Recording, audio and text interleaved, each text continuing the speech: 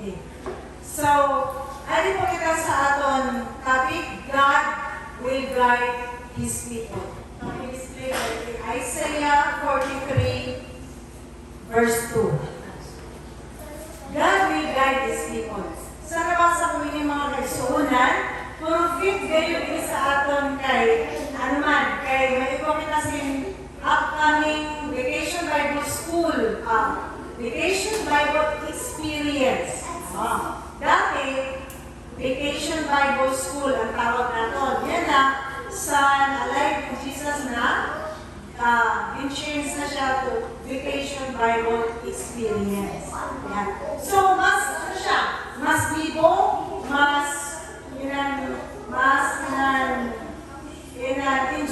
enjoyable para sa mga youth, para sa mga primary. No, we will travel from town to town, di ba? Siya ang pinaka-scenario sa Bible experience na from town to town, ma-travel ka mo, then you will experience different events, different activities, different experiences na ma-encounter ninyo every station. We will be experiencing 5 stations. So, exciting ini mga kabataan. No? We will let you invite at least 1 or 2 students sa panahon. That will be started next Sabbath, meaning tomorrow. Tomorrow, ang 4th team mag-meeting. No, kung ano ang lasada na tuloy. But before that, yan ang nag-update at may briefing kita Ate Mavic. No, Ate Jean, Ate Mavic, Ate Rose, sino pa natunod? Sister Grace, si Brother Dodong, may ipagkakanjo tayo na briefing, no? Para sa mga guide na atong hihimong po. So sabi ni God will guide His people.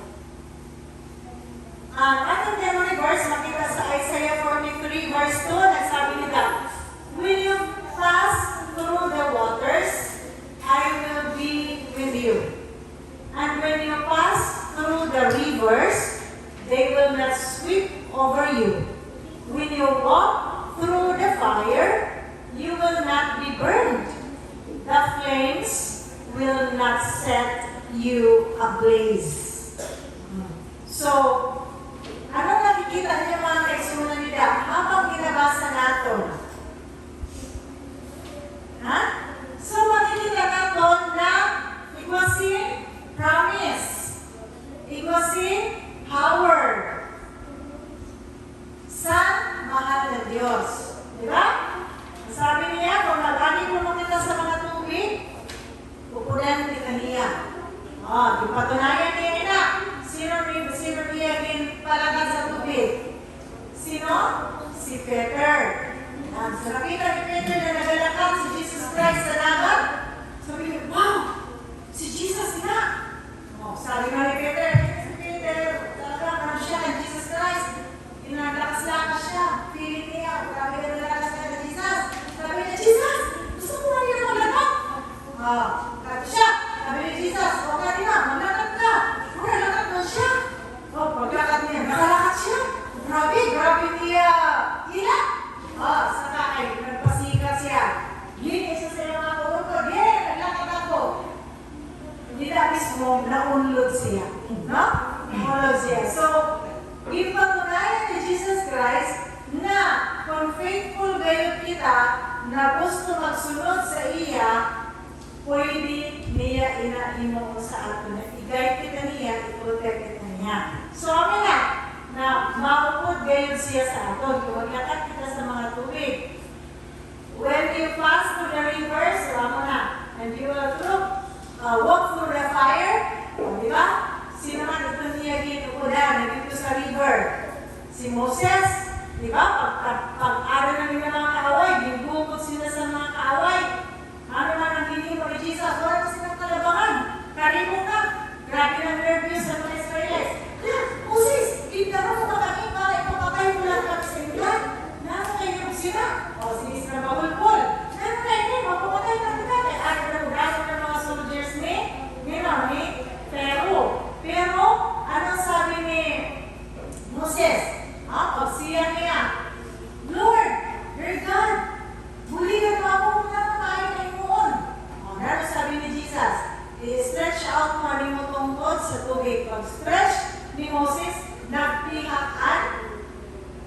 dito, naglakas sila dito sa tunga. That is a proof, an evidence, no? Na si Jesus Christ is true to His words. He is true to His promises. And it is true that He is powerful. Matuod ngayon na powerful ang Diyos na atong pinaalalahanan. Then, pagkapunta na sa fire, sino nila dito sino nila dito buligan? Sin, Shadrach, Meshach, and Abednego. Oh, di ba? Ano nangyari?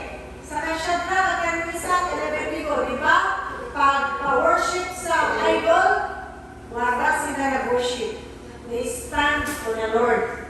Nano sabi sa Bible, sa king, nano kayo wala ka mo nag-worship, nano kayo ginasupak niyo ako. Sabi sa hari, sabi niya, sabi ninda, kay dili ko inaamo ang gituklok sa Ginoo na mag-worship kita sa idol. No? Ang Diyos na aton pinasimba, dili dapat kita, amo dapat ang aton simbahon. Ang Diyos sa langit, dili na idol. Diba nakamisahe sila? Diba? Di, nakasabi ni San King, itao ka na niya kung ililigtas ka mo sila na iyo Diyos na dinasimba. Sabi ni Natulo, grabe ni na faith. Ang nasabi dito sa kanta, na maging faithful kayo kita. No? E nano, grabe ni na faith, isa sa Ginoo. Nano sabi ni da sa King, nano sabi ni da, bisan dili kami protektahan sa among Diyos na ada sa langit, na among ginasimba, bisan dili kami protektahan, dida sila nakamatayon. Sabi niya, masimba kayo gihapon kami sa iya. Kaya aram namon siya ang Diyos na matuod. Oh, grabe yung faith, ano? Na ang Diyos matuod gayon. Aram niyo ba, di ba? Pagkapog sila sa kalayo, sa kawa, yung uslog sila sa nakakalagkad na lanang, na oil. Wala naman, napatay sila. Wala kayo sila napatay. Kaya naman, imbis na tulos sila naging puslog, naging ano sila? Naging upat. Kaya din upulan sila sa Ginoo. Ano nga? Nag-fail ba ang Ginoo? Wala. Nakumpa siya? Napakyas ba ang Ginoo sa iyang mga saan? Wala gayon. He never failed. Dili gayon ma-fail ang mahal ng Diyos. Kaya mga kaimudan, ang title pa lang nagsabi, God will guide His people.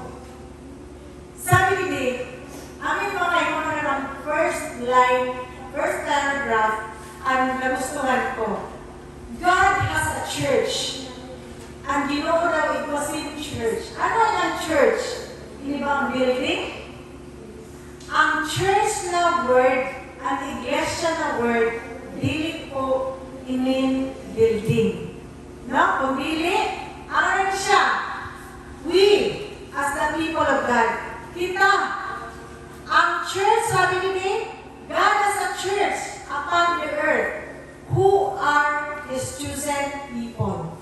Ano daw po ang church? Sa Ginoo, dili sa kinapat, ito iya mga pinili na mga tao who keep His commandments.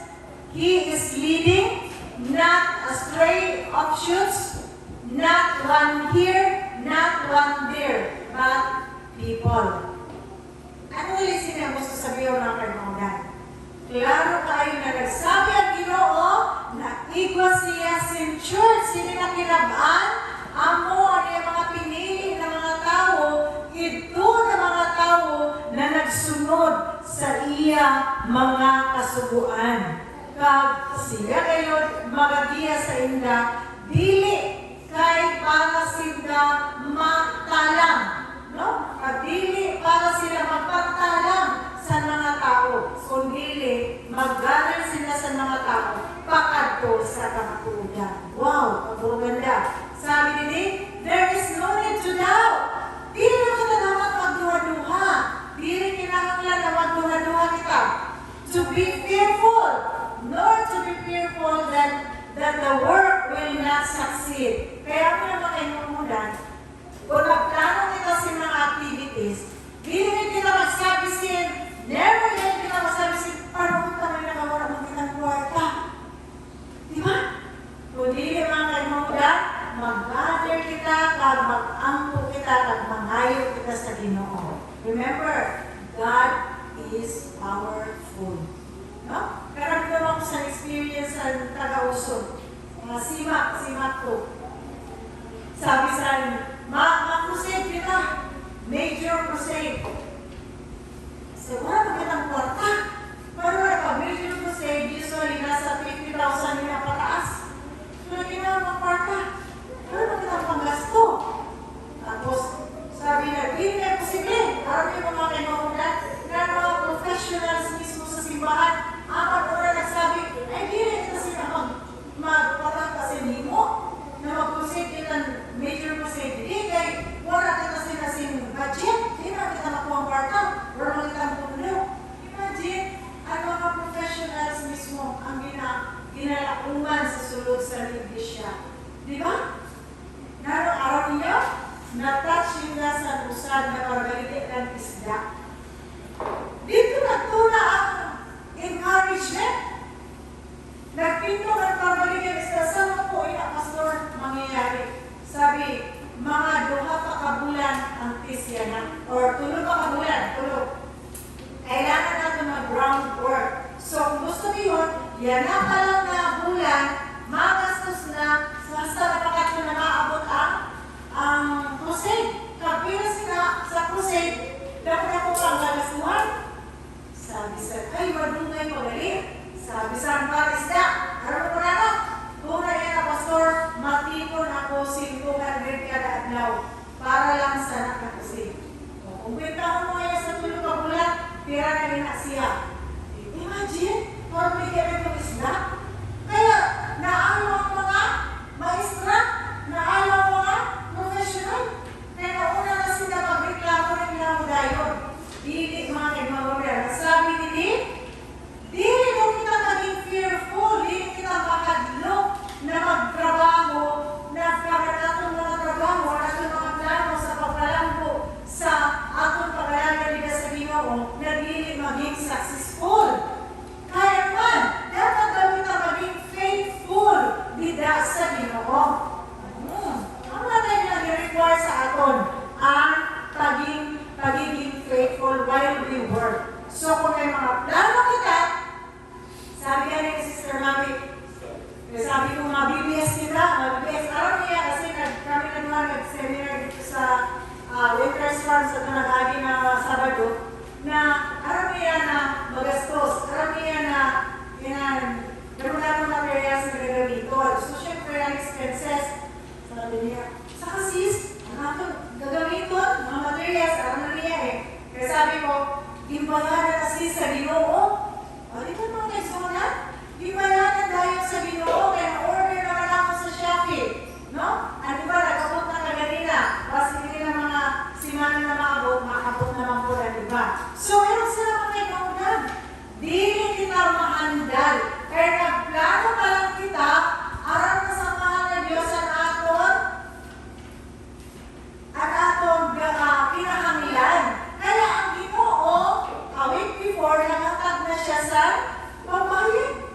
Nag-provide ng Ginoo mga kaimamudan, nagplano pa lang kita. No? So, yung sinakaayo ang Ginoo. Kaya dili kita magawa. Sabi ni, if matters need adjusting at the head of the work, God will attend to that. Imagine, kung mga bagay ko, no, na pagkita nato na medyo imposible, or programo na trabaho, no, sabi nili, ang Ginoo magauna sila. Ang kinahanglan talaga ngayon is ang faith dida sa atong puso, dida sa atong mga buhay, na magtuon kita na ang Ginoo magagawa. Kaya naman, ang atong nagpunuhirikoon para ini sa kayuhan. Ano nila sa Ginoo? Na ang atong himuon pampalambo ini sa atong iglesia. Pagpalambo sa aton mga pag-alaga nila sa Ginoo.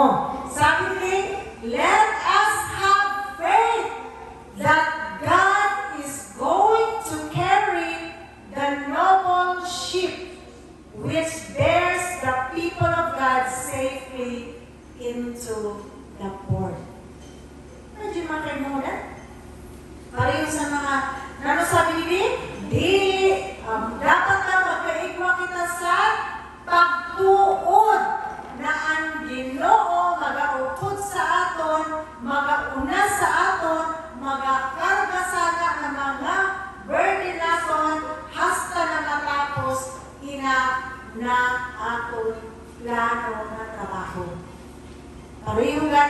sini na para sa ito mga nalinig, ilang 12 disciples, nakaupo ni Jesus na natapok sila sa dagat.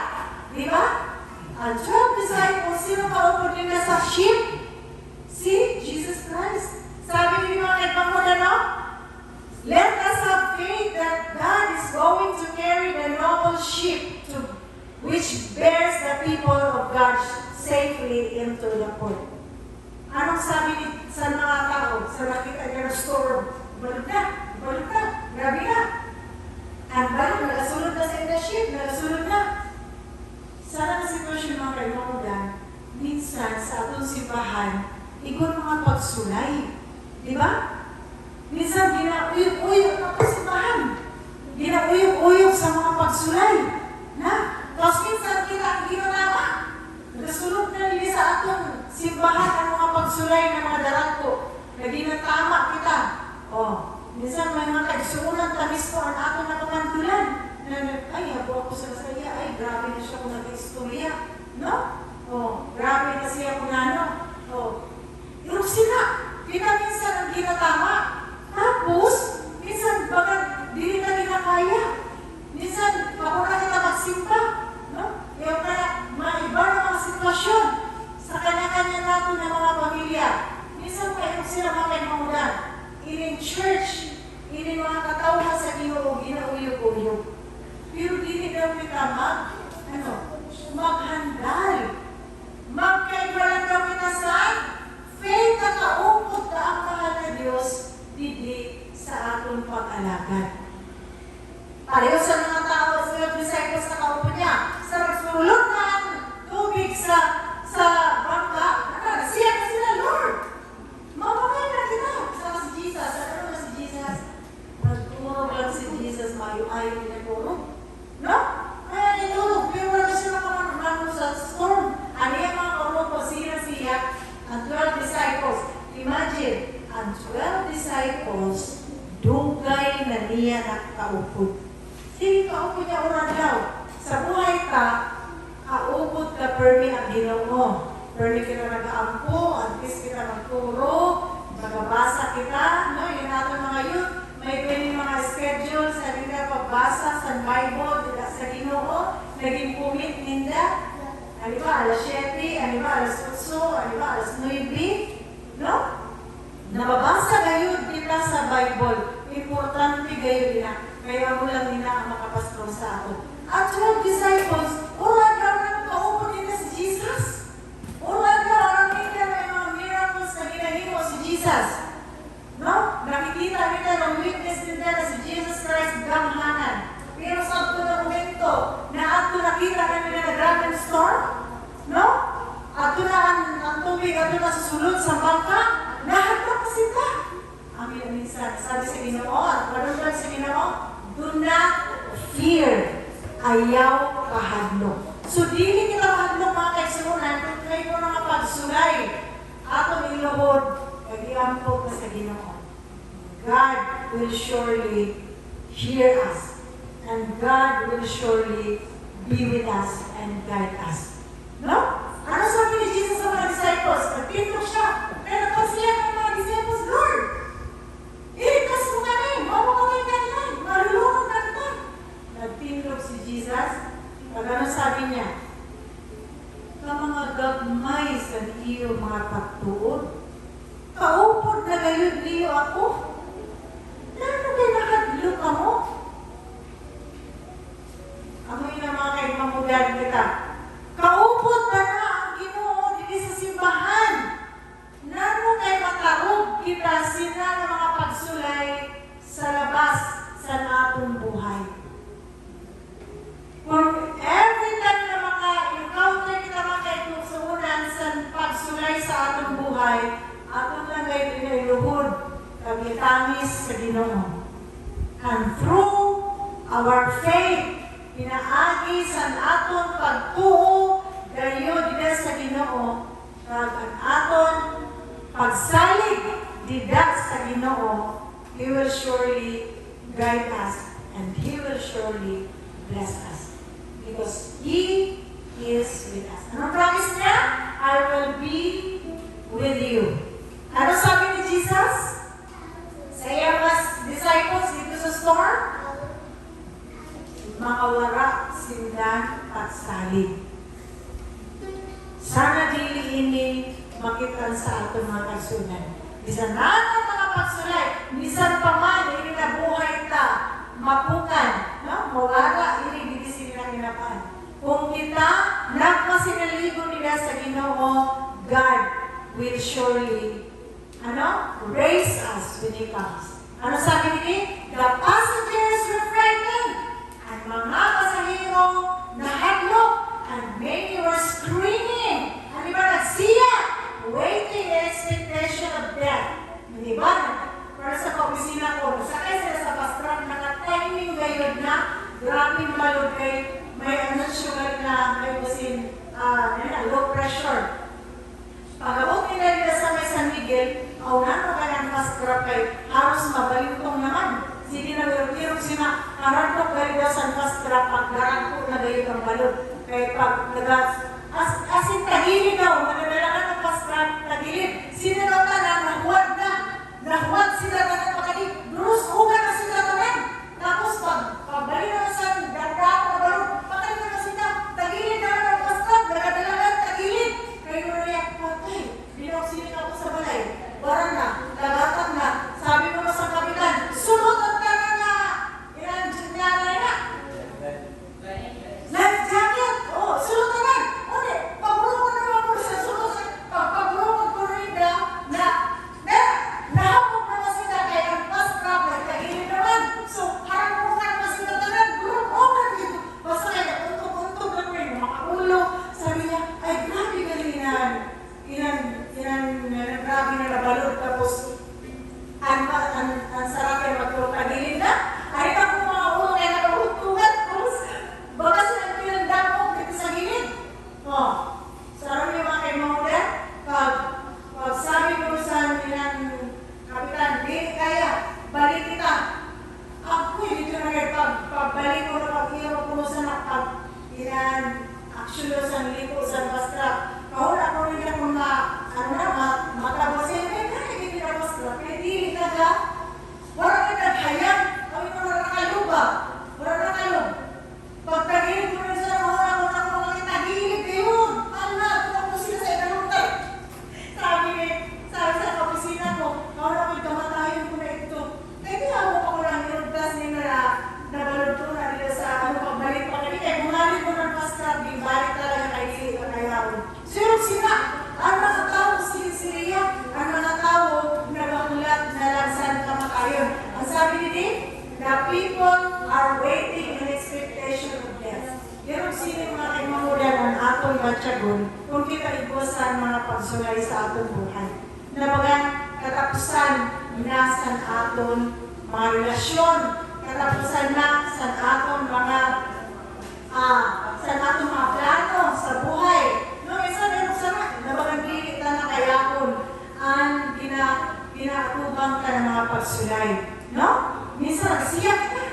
No? Sa kaurit, sa kabadli, sa nandibulan-bilit na kaya yung napagsulay. Pero ano sabi sa Ginoo? Ayaw kahadlok. Ano sabi sa Ginoo? Mag-ampo, magpaubos ka sa imo sarili, mag-ampo. Kay kung kita din mga kaimamunan, magkalma lang, may iwan narado na mga pagsulay sa atong buhay. Maintindihan ta na kinahanglan ka ngayon mag-ampo sa Ginoo. Kinahanglan ka ngayon ang gahom sa Ginoo. Kaya minsan sa buhay ka imposible na mga masusulbad, na dili na hindi na masulbad. Imposible sulbadon ang atong mga problema. Kaya sa diri lang, ginabutang ta sa atong sa diri. Dili ta gina-pour out gina sa Ginoo. Wala kitang salig sa Ginoo. Amin na nagsiyak ka. No? Eskrima, kung naroon pa atong mabatyagan. Kay, dili ta ginahatag sa Ginoo. Dili ta ginasalig, ginaampo sa Ginoo. So, ang sikreto din mga kay Mawala sabi din, after a while, na ato nini mabatyagan, magpuninan ng mga pagsulay, madarat ko ng mga pagsubok sa buhay ta, sa atong pag-alagad sa Ginoo, dili kita never express fear. Oh, nasabi ni, dili gayud kita mahadlok. Dili gayud dato kagbutang sa aton sa diri. Kaya dili gayud kita dapat maulit sinta grabe. Kaya ano sabi ni? The ship will be directed. Ang aton buhay mag-one direction kung ilapit ay nasa Ginoo. So, ang sekreto mga kaimamulan, kung iba daw kumukitan mga problema, mga pagsulay, magkato kita sa aton kwarto, mag-ampo kita. Magluhod. Imbis na magsiya kita, imbis na mag-ulit kita, imbis na mag-away kita, imbis na mahadlo kita, no? Imbis na mahandal kita, magkato kita sa aton room, magluhod kita, kag mag-istorya kita sa Ginoo. Kaya kung panahon gali na magpakita kita sa marasalig nila sa Ginoo, si Satanas, mag-intervene. Amoy na magadako ang problema ta, kagibutan ka pa sa atong sarili na puso. Wala taging salit nila sa Ginoo. Kaya sabi nila, will you take God to do the will, to manage the will? Atong ba daw kuno, ihatag sa Ginoo ang pag-manage sa manubila sa atong buhay. Sabi nila, naaramdaman sa buhay ka, dili ka kaya i-manage. Sa buhay ka, wala kitang puso, wala kitang kakayahan. Kaya, bisan anong tagayon sa buhay ka, no? Sabi ni Dave, naaramdaman na ang mga bagay nasa danger na, nasa delikado. Dili ka pag-ibutang sa sarili ka. Pray! Sabi ni Dave, and the Lord will stand at the wheel para ang Ginoo amo ang mag-manage sa ni. Sa manubela, pag kita maging ligtas. Pero gagawin sa ng sekreto mga kaibigan. Minsan magpapulingit kita. No? Damdamo na kitang maagihan mga kaaway, mga kunano sa atong buhay. Kaya na naman, nagsalit kita sa atong mga sarili. Kaya kahuna ta kaya ta. But God reminded us tonight. Ang Ginoo nagpadulog sa aton. Na aton, ihatag sa Ginoo. Sabi ni when there is danger, when there is problem, when there are trials, pray, and the Lord will stand at the wheel. Ang Ginoo, amo ang manihar sa manubela sa buhay ka. Carry us through the perplexity. Kag iya kita ang sahon. Ida sila ng mga kabulian. Ida sila ng mga problema. Have we not the reason to believe that the Lord will bring us through triumphantly? Dili ba kita nagsalig sa Ginoo na iya kaya kita niya dalakon pagkatusa kadamugan sinatanan ang maraot na sitwasyon?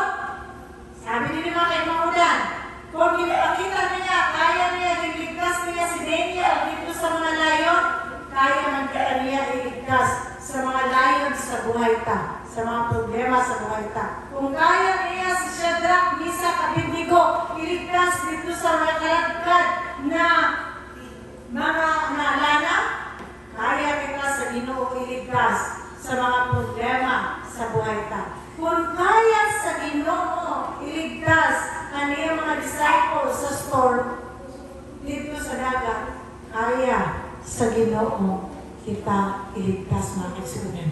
Kung kaya sa Ginoo iligtas si Jonah sa ikalong sa tubig na iya ipadarahan sa sa whale, shark. Hindi shark, balina. Ipadarahan sa balina kaging gindera si Jonah pakalito sa Ninive. Ang Ginoo mag-direct kayo sa buhay ta. Ang Ginoo mag-agiya kayo sa aton. Ang requirement lang sa Ginoo sa plan. Ano lang? Faith. Pagsalig. kasing lang ngayon na masinaligon sa iya. Kasing-kasing na matinud-anon sa pagsunod sa iya. Ano sabi ni Bibi? Ito lang daw ang mga tao na nagasunod sa iya commandments, sa iya mga kasubuan. Ang iya, amin sabi na, chosen people. Ito mga pinilit sa Ginoo. So mga kaigsunan, hinaot pa na sininagagi sa atong buhay, no? Aton ini masabat na hunga. Sabi ni Din, will the Lord bring me triumphantly from all trials. Ikaw lang sina ang makasabat. Ikaw lang, dipindi sa imo pagsalig dili sa imo. Sa diri, dili sa Ginoo. Sabi ni Din, aton lang intindihon na initanan ng mga trabaho na ginatag sa Ginoo, dili ta ini maintindihan, dili ta ini kakayahon in our finite minds, in our finite strength, no? Sa atong tauhanon na pag-isip, sa atong tauhanon na kusog, dili ta ini tanan kaya. But, ano sabi ni? Trust to God's providences. Ato daw saligan ang paggiya sa aton sa Ginoo. And God will take care of His own work. Dili ini natong trabaho mga kaigsunan. Ang maabot na atong vacation Bible School, dili ini natong trabaho. Ang sa aton lang is trabahoon ta ang pag-share, ang pag-invite, no? Ang pag-invite. Uligan nyo kami mga kainuhulan sa pag-invite. Ang aton i-invite is ang age 9 to 15 or bisan nag-18. Ages 9 to 18.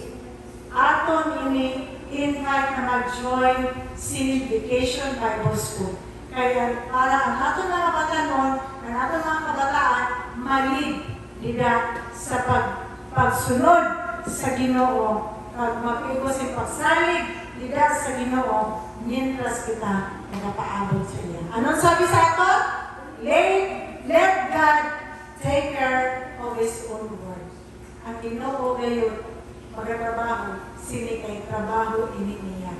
Ngunit kita, magasalig lang sa iya, bilang instrument na initanan aton mahimo.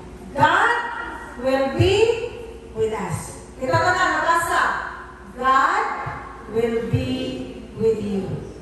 In Jesus' name, that's my prayer.